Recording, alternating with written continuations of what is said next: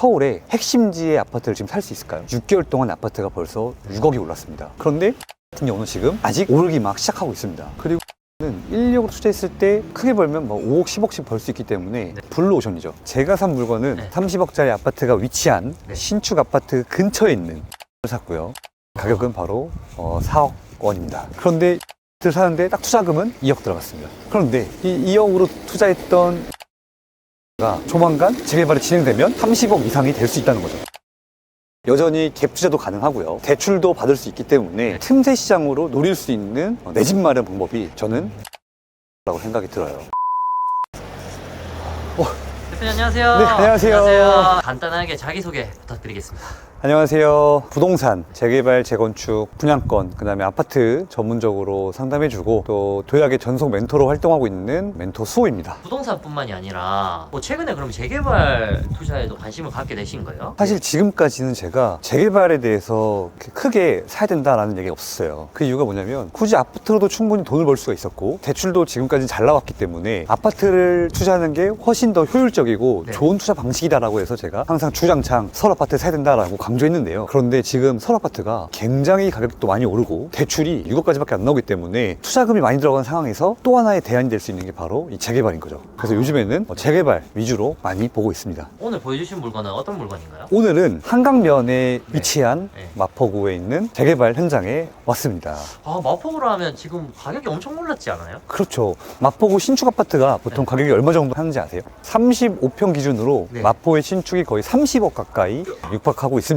그런데 제가 산 물건은 30억짜리 아파트가 위치한 신축 아파트 근처에 있는 빌라를 샀고요. 빌라의 가격은 바로 4억 원입니다. 빌라를 샀는데 단순 빌라가 아니라 재개발이 확정된 빌라예요. 그래서 신축 아파트로 거듭날 수 있는 빌라를 30억 위치의 마포 한강변에 있는 빌라를 4억 했다라고 보시면 돼요. 지어진 아파트를 갭 투자나 이런 거 안 하시고 왜 재개발 빌라를 보신 거예요? 30억 아파트 신축을 살려면 투자금이 대략적으로 26억이 들어갑니다. 많게는 28억까지 들어가요. 너무 많이 들어가네요. 네, 그렇죠. 사실상 투자금의 모든 돈은 현금으로 지금 조달해야 되는 상황인 건데요. 그런데 이 아파트를 사는데 딱 투자금은 2억 들어갔습니다. 그런데 이 2억으로 투자했던 요 재개발 빌라가 조만간 재개발이 진행되면 30억 이상이 될 수 있다는 거죠. 그 재개발이라는 게 초기, 중기, 후기가 있어요. 저는 이제 초기에 있는 재개발 확정된 지역을 산 거고요. 근데 2억대로 4억짜리의 초기 재개발 빌라 샀다라고 보시면 돼요. 빌라 투자하면은 아파트보다 뭔가 리스크가 많지 않을까 이런 두려움과 걱정도 있으실 수도 있잖아요.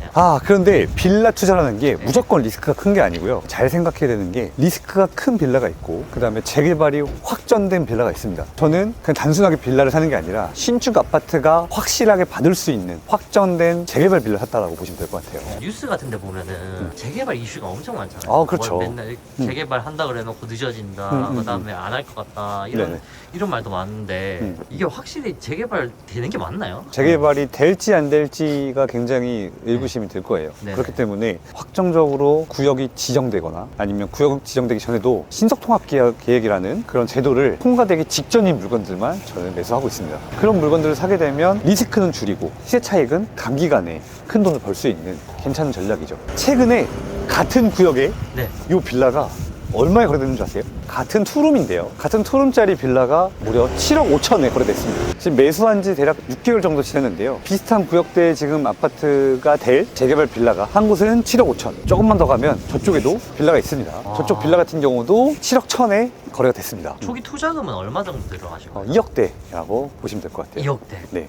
세입자가 껴있는 경우도 있고요. 혹은 대출을 이용해가지고 살 수도 있습니다. 저 같은 경우는 세입자가 껴있는 물건 샀기 때문에 실질적으로 전세에 갭 투자했다라고 보시면 됩니다. 서울에서 갭 투자하기 진짜 힘들잖아요. 아파트 같은 경우는 대출 규제가 굉장히 심합니다. 그렇기 때문에 갭 투자가 사실상 불가능해요. 근데 유일하게 틈새 시장이 바로 재개발 빌라라고 볼 수 있습니다. 재개발 빌라는 여전히 갭 투자도 가능하고요. 대출도 받을 수 있기 때문에 지금 바로 아파트 사기 어려운 분들이 틈새 시장으로 노릴 수 있는 내 집 마련 방법이 저는 재개발 빌라라고 생각이 들어요. 특히 아까 전에 마포 신축이 약간 30억이라고 말씀드렸잖아요. 투자금은 28억 정도가 필요합니다. 저는 그 30억 입지 아파트를 단돈 2억대로 빌라를 샀다라고 보시면 돼요. 그리고 그 빌라가 아니라 재개발이 가능한 빌라다라고 보시면 되겠죠. 이 하필 많은 지역들 중에서 마포구를 선택하신 좀 이유가 있으실까요? 사실 제가 마포를 선택한 이유는 바로 이 한강변에 대한 희소성이에요. 피디님, 과거에 한강변을 바라볼 수 있는 동, 101동과 한강변이 안 보이는 102동의 가격 차이는 차이는 얼마 정도 났을까요? 과거에는 한강변과 비한강변의 차이가 1억 정도였거든요. 근데 2020년도에 들어서면서 한강변과 비한강변의 차이가 3억 이상 벌어졌습니다. 크게는 5억까지 벌어지고 있어요. 왜 그럴까요? 지금 보면 BTX도 한강변에 살고 있고요. 아이유도 한강변에 살고 있고요. 이병헌,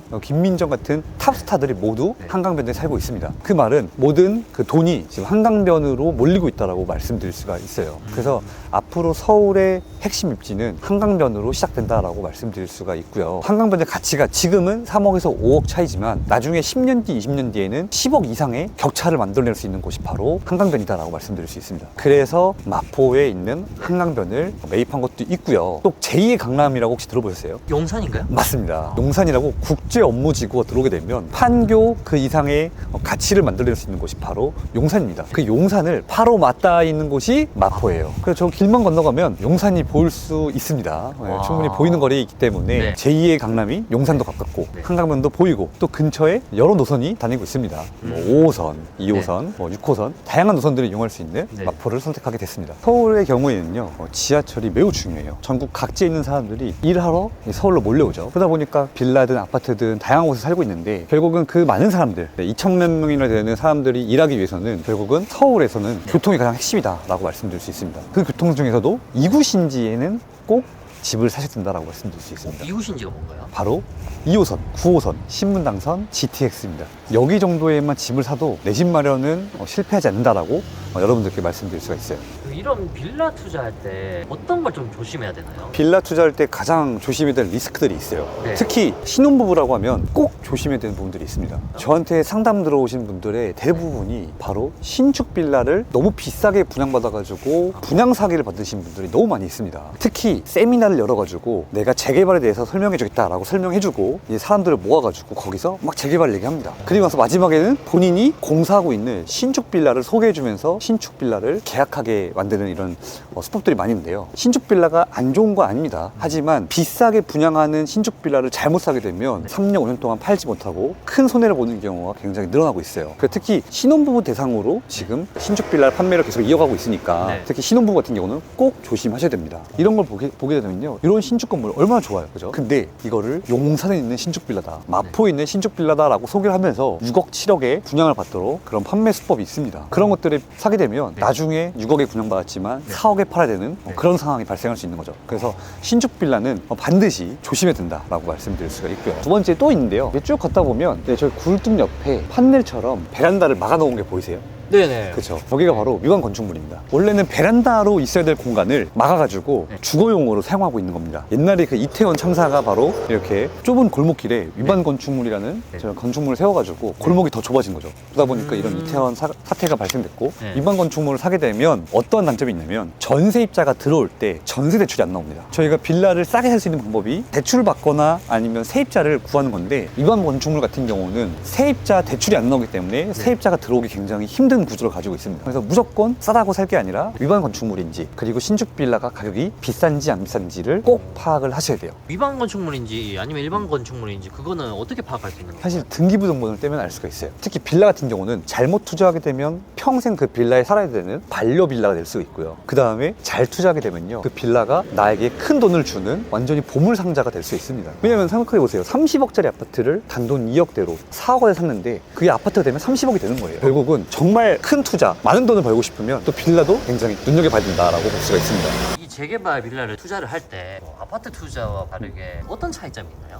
저는 원칙이 있습니다. 아파트가 될 부동산 사는 거예요. 그러면 아파트는 현재 이미 지어진 아파트를 살 건지 아니면 아파트가 될 만한 것을 살 건지를 결정하시면 되는데, 문제가 아파트 너무 좋아요. 사실 아파트 사고 싶죠. 근데 피디님 2억 3억으로 서울의 핵심지의 아파트를 지금 살 수 있을까요? 6개월 동안 아파트가 벌써 6억이 올랐습니다. 그런데 빌라 같은 경우는 지금 아직 오르기 막 시작하고 있습니다. 그리고 빌라는 1억으로 투자했을 때 크게 벌면 5억 10억씩 벌 수 있기 때문에 블루오션이죠. 그만큼 아파트는 정보가 굉장히 많이 노출되어 있습니다. 네이버 부동산만 가도 알 수 있고요. 그 다음에 하나의 부동산만 들어가도 아파트에 대한 정보를 다 알 수 있죠. 반면에 빌라는 정보가 굉장히 다릅니다. 층마다 다르고요. 방 개수마다 가격이 다르고 앞에 도로가 있느냐 없느냐에 따라서 빌라 가격이 달라집니다. 그렇기 때문에 빌라의 경우에는 굉장히 조금 더 난이도가 있다라고 볼 수 있죠. 대신 난이도가 있는 만큼 잘 샀을 때에는 아파트보다 더 큰 수익을 충분히 가져다 줄 수 있다라는 거죠. 이런 재개발 빌라를 일반 사람들이 투자하려고 할 때 최소 종잣돈 얼마 정도는 있어야 된다 이런 기준이 있을까요? 1억대로도 충분히 강동구라든지 동작구라든지 성북구라든지 동대문구라든지 서울에서 꽤 괜찮은 지역들도 1억대로 충분히 살 수가 있습니다. 최소 5억에서 10억 들어가는 그 지역들도 1억으로 살 수 있는데 아파트가 될 만한 빌라다라는 거죠. 대출 규제가 엄청 심한데 이 빌라는 그러면 아예 영향을 안 받는 건가요?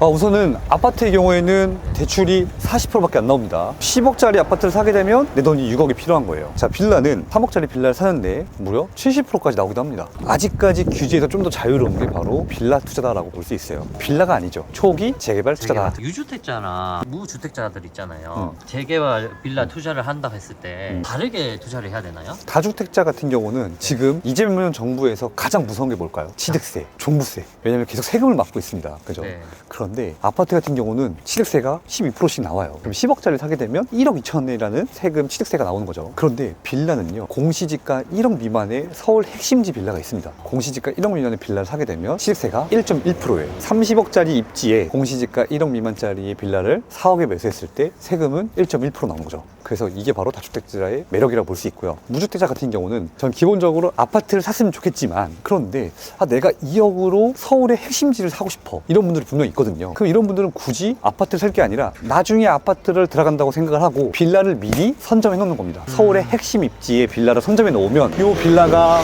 5년, 10년이 지나서 결국 아파트가 되었을 때 그 선점해 놓았던 이 자산이 나를 부자로 만들어줄 수 있는 거죠. 한번 생각해 볼까요? 피디님이 만약에 지금 2억으로 집을 살려고 합니다. 살 데가 많지가 않아요. 그래서 어디 갈 것 같아요? 자, 노원구에서 열심히 돈을 벌었어요. 그 노원구 다음에 이제 어디로 갈까요? 더 좋은 데로 가야죠. 성북구나 동대문구로 가겠죠. 자, 동대문구에서 돈 더 많이 벌었어요. 이제 그 다음에 어디가 될까요? 좀 더 안쪽 들어오겠죠. 송파라든지 마포라든지 두세 번 정도 이사를 해야지만 안으로 들어올 수 있단 말이죠. 그런데 여기는 처음부터 마포, 용산, 성동구에 딱 선점해 놓는 거예요.